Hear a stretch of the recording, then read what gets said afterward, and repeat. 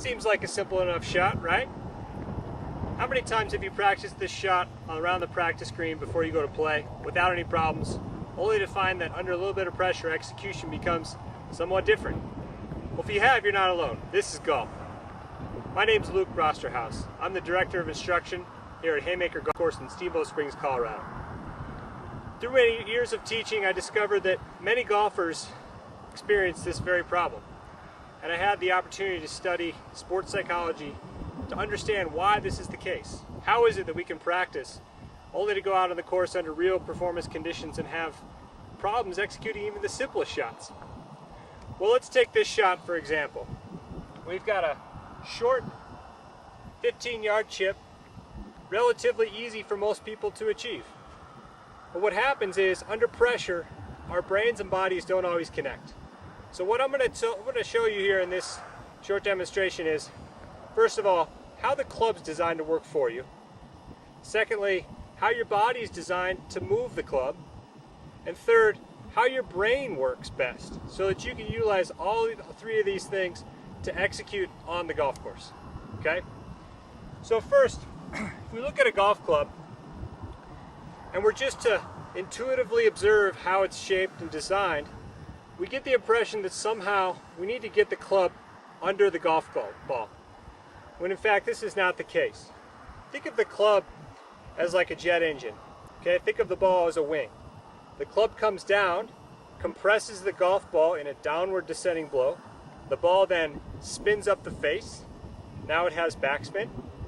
Now it's got friction against the air, which provides lift, which provides flight. There's nothing scooping or lifting oriented about how the golf club is designed. This is a fundamental assumption that people have to understand. Otherwise, if you're stuck with the assumption I got to get under the golf ball with the golf club, your hands are going to go back, your weight's going to go back, and you're going to flip at the ball. That might work for a little while, but eventually you're going to lead yourself into this position more often than not. Weight back, left wrist collapse, and that's the kiss of death in golf. That's when you hit it fat, that's when you hit it thin, and we all know what that leads to. So, that being said, knowing that we need to use the golf club to contact the ball in a descending fashion, how do we use our bodies to do that? Well, if I know that I want to hit down on the ball, I'm automatically going to position a little bit more weight on my left foot. Okay? I'm going to move my hands and the handle of the club in front of the club head so that I can hit more down on the back of the ball.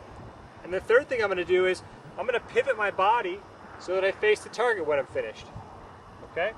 So we're going to set up, place the ball middle or slightly back of middle relative to your feet. You've got your weight on the left side now because we're going to hit down on the ball. We're going to position our hands and the handle of the club ahead of the club head, and we're going to pivot our body to face the target. That allows us to keep our weight on the left foot as we strike the ball. That's the most important thing you've got to do with your body. Keep your weight on the left foot as you strike the ball. Now we're practicing this short shot, but really this short shot is a microcosm of the whole golf swing. Okay? So let's review. We've got the ball and the club. The club needs to come down and contact the ball in a descending blow. That's how the club works best. And our weight has got to stay on the left side. Hands have got to be leading the club head. And we've got to pivot and rotate our body to face the target when we're done. Okay? These are the physical components of hitting this shot. Most of us know how to do this, okay? But if we keep these basic things in mind, we can execute the mechanics of this shot fairly easily and with consistency. So now comes the tricky part. How is your mind involved in all of this? Well, the mind's pretty complex, as we know, okay? Most activities that we do with proficiency, we do with our automatic mind, okay? We don't consciously organize how to do things. Think about driving a car. Do you think about how to shift, how much weight to put on your right foot, how much arm turn you have when making a left turn? Maybe when we first learn how to drive, but after a while, once we get those steps down, we turn those activities to our automatic mind. And that we know from research is where the best results in terms of the movement of our bodies come from. Okay, so how do we do that with golf? We live in a world where instruction is 24/7, and we have all kinds of tips and keys and thoughts and things we want. And I'm not saying those things are bad, but what we want to do is we want to simplify it. And we want to give our mind the best chance to execute the movement that we want. Okay? And what we know from research is that the mind and the body work best when the focus of attention is on the outcome of what we're trying to do. In other words, when we focus on what we want to happen, as opposed to focusing on how to make it happen with movements of body and where should my right arm be and where should all these things be, our minds tend to work better. Okay? So, how do we do that with golf? Well, I've got this short chip shot, and I've got a couple of options. Let me give you an example of how not to do it first. If I come into this chip shot and I focus my attention internally, where I want my arms to move, how I want my hands to be through impact. In other words, if I focus on how to move my body, I'm going to get in my own way. Okay? But if I take my attention and I focus on where do I want the ball to land, or how do I want the club head to feel after it passes through the ball, or the flag. Okay, these are external effects. These are the things that we need to put our mind on in order to achieve or to allow it to achieve execution most efficiently. Okay, so I'm going to give you a little tip here. Go through your pre-shot routine where you can be conscious. Set up with your weight on the left side. Know that your ball position is correct, either in the middle or slightly back of middle. Weight on the left foot, hands in the handle of the club leaning forward. Now I want to shift my mind to where do I want the ball to go? Where do I want it to land?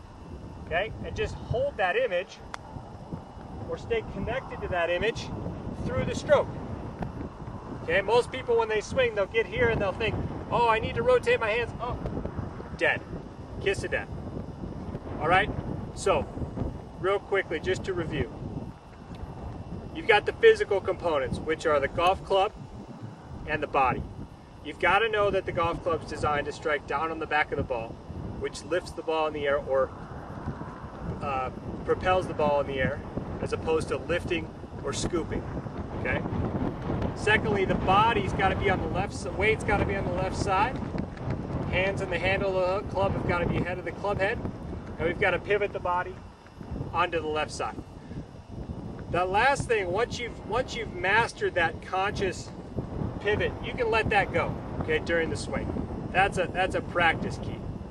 When you're out playing, it comes to the mind, and that's the most important thing. You've got to focus your mind on the external effects of what you want to happen, where you want the ball to land, where you want to look up and see the ball in the air, where you want the ball to finish, how you want the ball to sound coming off a club face. Those are the most important things to focus on. Those give your mind the best chance to work with your body and produce the best shot that you're capable of. So under pressure, remember, your mind and your body are meant to work together. You just need to organize it and let it happen.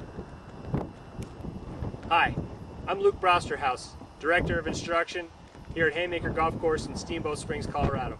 I'm here to share with you a quick tip on how to make your practice more performance-like. In other words, when you go out on the course, how to put your practice to work. So we've got a short little chip shot here, and what we're going to try and do is we're going to try and replicate a situation out on the course. And what we want to do on the course is we want to simplify things as much as we can. We want to let our brains and our bodies just respond, okay? We don't want to think too much about how to move our body and where we want things and where we want our hands. And it just gets too complicated and it makes the brain slow down and not work as efficiently. All right, so here's a quick drill. Take two balls. Take the first one, look at your target, and just go ahead and throw it. Okay? Watch it finish. As soon as it finishes, step in and just hit. Okay? What this is going to do is it's not going to let you step into that shot with time to think about how to do all this. Just simply pick up a ball, throw it, step in, chip it.